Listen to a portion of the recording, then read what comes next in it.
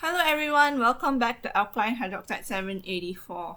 Finally, we are at the fourth part of the Education 4-part series, and today we will be talking about a part of the system that I haven't really been talking about these past three episodes: universities. So we'll be answering two questions, but if you want me to cover anything else, well, feel free to PM me in Reddit, Alkaline Hydroxide.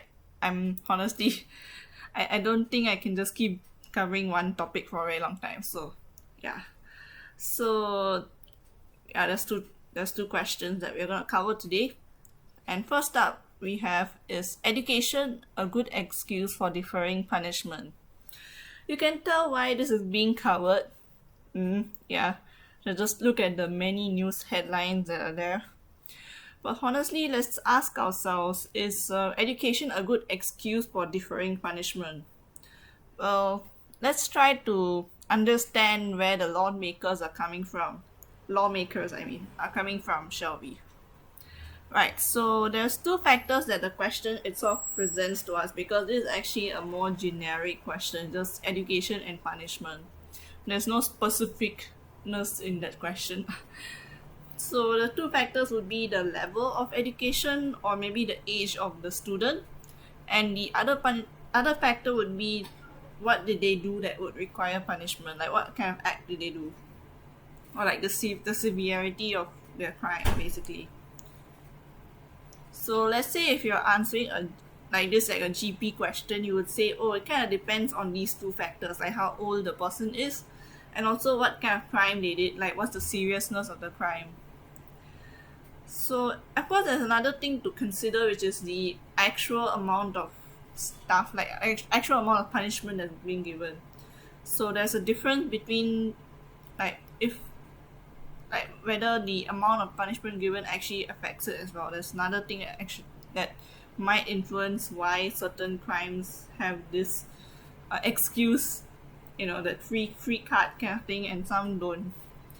So yeah, so let me quickly narrow down the scope of one of the factors, which is the education level, because as you can see, we're talking about university, so I would like to narrow it down to that. But I'll also give you an explanation why. So in terms of education level, below a certain age, a kid can really be punished with like actual jail terms and stuff.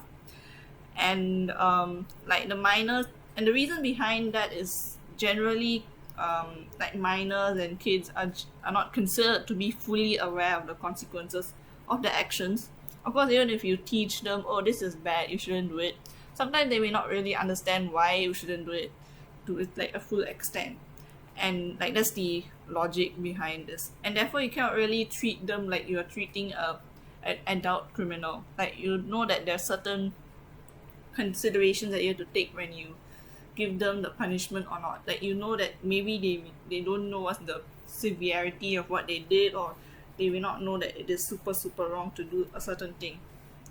So how they usually treat these minors, and or like they'll send them to detention instead, because they're kids, so you can't really send them to jail, but they still do get some kind of punishment per se lah. Just that the punishment is more of a detention or going to a boys' home, for example, and that's basically what they do. And their punishment isn't exactly deferred per se. It's just that it's not really criminal record in nature. So yeah, that's why we're not going to talk about little kids and maybe teenagers, but instead focus on the university level, where the average age of students is between 18 and 25 years old. And technically, that's young adult, and 18-year-olds are allowed to drive. So I think that is, we are already expecting them to make their own judgment on what is right and wrong.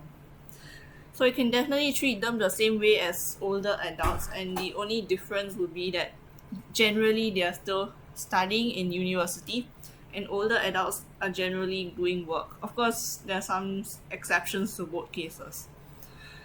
So yeah, needless narrowing done, let's look at the other factor, the act that is done. So let's say if it's something that's very minor in general, like someone who steals something, like theft, would their bright future be a good enough argument to defer their punishment? That's a question that we will ask. So the first thing that I just went and searched in Google. Of course, I found one which is actually quite a serious theft, but it is a theft compared to a molestation or something even worse, I suppose. So this is a case of a foreign student who stole like money from the casino, not like indirectly stole money from the casino, and he was jailed for 6 weeks. So he got a jail term. And another thing that, like I mentioned about the amount of punishment in general, right? That in this scenario, 6 weeks doesn't seem like a lot of time. So I guess the punishment is short enough that they can't really change it or lessen it or defer it just because they're studying in university and they're getting good grades. So that's the first case in a sense. So second one that we can look at, never mind. The one who stole laundry bags from NUS, well, that person wasn't actually studying in uni, so whatever. So now let's look at something a bit more serious, or at least the thing that people are actually talking about. Basically, in the most recent one, which is the NUS, that guy who strangled his ex-girlfriend or something. Basically, he doesn't get a criminal record in a sense. So like he has some kind of a punishment, but it is a lessened punishment. He doesn't get a criminal record. It's kind of like treating him like he's one of the little kids. You know what I mean? For the younger one, they give them detention and all, but they don't send them to jail. And this is the same for this person. He gets detention but no jail, which doesn't make sense because he's definitely not a minor. I can tell you that pretty much. And in this scenario, yeah, there is that so-called like the full punishment has enough room to actually decrease the amount of punishment, and that's why they even have that option of doing that to begin with. So yeah, but I'll talk about that, like whether this makes sense to begin with later on. But the reason why this happens is because there's a opportunity to do that in a sense. And of course, we had the one that was there last year, and yeah, you already know about this. And the guy got away without any real punishment per se. He just got suspension, and that's about it. So yeah, as we can see, it seems like the worst crimes actually allow the perpetrator to escape with a reduced punishment of sorts, because the original punishment is a lot, but since there is a lot of stuff, you can actually reduce it, which makes absolutely zero sense. Like, honestly, I'm less scared of a thief wandering around school than a potential sex offender. Like, seriously. Yeah, like the logic is gone. Yeah, so is this situation justified? Yeah, of course not. Of course not. As you heard from the previous paragraph. So what should be the case instead? I honestly feel like you should just treat them like you treat any other criminal per se. Like, give them the same thing that you would do to an older adult. Give them the full punishment, give them the criminal record, because they are old enough. They should have enough sense by now, Like, just because someone has an education doesn't mean that their morals or their intent to do crime will just disappear into thin air eventually. Because if you haven't noticed, most majors don't exactly have morality and ethics in their names. Literally, there's only 1 or 2 modules within each course that actually touch on morality and ethics. And you know why? You're supposed to know this before you even enter in university. You're supposed to know this from young, like learn it in young, and then as we become old enough, we should realize it ourselves that whatever we learn when we're young actually makes sense and we shouldn't do wrong things. And even the argument of bright future ahead, like the whole thing, you have a bright future ahead, that thing also doesn't make sense. Because in my opinion, I doubt that anyone who might still have that, idea of committing crime is going to be having a bright future anytime soon. Because either they may be doing another crime after some time, and also because of the whole publicity of the case, plus the fact that they got a detention and suspension, they are already less likely to enter work soon. Like their education life is already quite affected. And it's important to give them a full punishment instead of like a half punishment, like half baked kind of punishment, because even though the half baked punishment is also effective at messing up their life, the full punishment is what's kind of required for them to come to their senses so that they can then reform and then actually have a bright future. Because I feel like if they only get half the punishment, they only get the disruption, but they may not fully realize the severity of their actions. I mean, they may feel like, oh no, what I did is wrong, but sometimes they are more likely they still have that chance of redoing the crime because it's not such a terrible, like it's not such a, not like a jail term or something. It's more of just a suspension. And yeah, for those who would like to say, I personally wouldn't want to face punishment if I were in their shoes. Well, no one wants to, but the easiest way to accomplish that is to not commit crimes to begin with. So, yeah, like it isn't fair to give them only half the punishment when they're older adults getting the full punishment. Yeah, let's just put it that way. So yeah, enough of my ranting. Let's go to the next question. So the next question, which is actually the second, there's only two questions, so this is the last question for this series. So the question is, are our universities actually good as said by the rankings? Of course, I put the QS, but I'll cover more later on. And technically, what is the value of the universities? So speaking of bright future, you all might be wondering, for the rest of us good people, if our university education is really all that more valuable compared to university education in US or UK, or maybe conversely, university education in our neighboring countries. And for that, let's first look at the QS ranking because that's what the question is based on, or at least the original thing that came to my mind. And you know, in the QS ranking, NTU and NUS are in 11th place according to the QS ranking, and this is worldwide. That seems pretty cool, right? Like, ooh, cool. 11th place, that's not bad.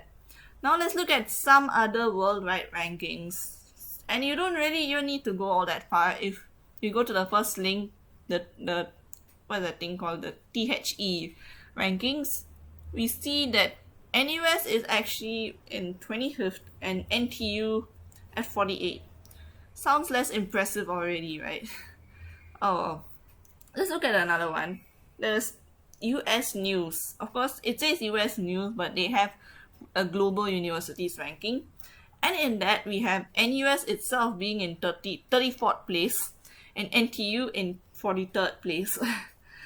And final one in CWUR, which is, I think, a Swiss-based one, but they're still doing a global university ranking kind of thing. NUS is a paltry 85, and I couldn't find NTU, so I don't know. I think it's there somewhere, but I couldn't find it. So yeah, there's a huge disparity in all of these rankings. Which one do we trust? Well, none of them, of course, because yeah, at least you can't really trust them 100%. These rankings are all based on rather different factors and may even consider different numbers of universities to begin with. So yeah, does that mean that NUS and NTU aren't all that great after all? Well, in the QS, their high ranking might be in part due to the robust research that both NUS and NTU are doing, which is what I've been heard, like compared to the actual education and or classes. And in terms of the actual education and classes, well, that's kind of based on what you expect from uni to begin with. And unfortunately, I'm not the right person to ask because, of course, I've only studied in one university, so I cannot comment on the quality of any other university. But in my opinion, it's not really like our universities are bad. It's a bit like the government saying, okay, actually no, it's not even like the government saying all schools are good schools. they are doing a good amount of work. They do provide a vast amount of resources. They teach us what we require to know and all that. It's just that you cannot expect it to be super great. Like don't expect some superior sort of teaching, but you will still learn what you need to learn. And the main difference in each person's experience in university isn't even from the lessons themselves, but actually from all of the opportunities that they decide to take up.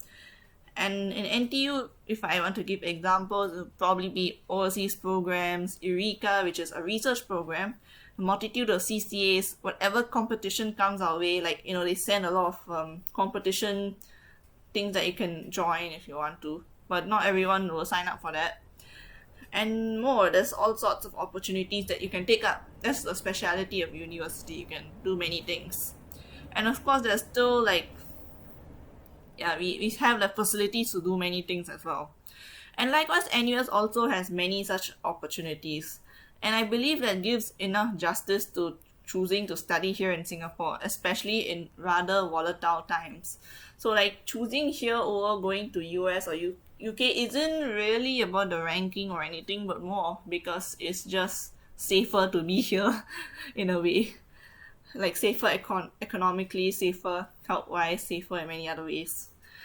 Yeah, and it's not like the US unis are particularly supreme or superior either, because I've read about some of the classes being taught by master students, in fact, instead of professors, or rather ineffective classes.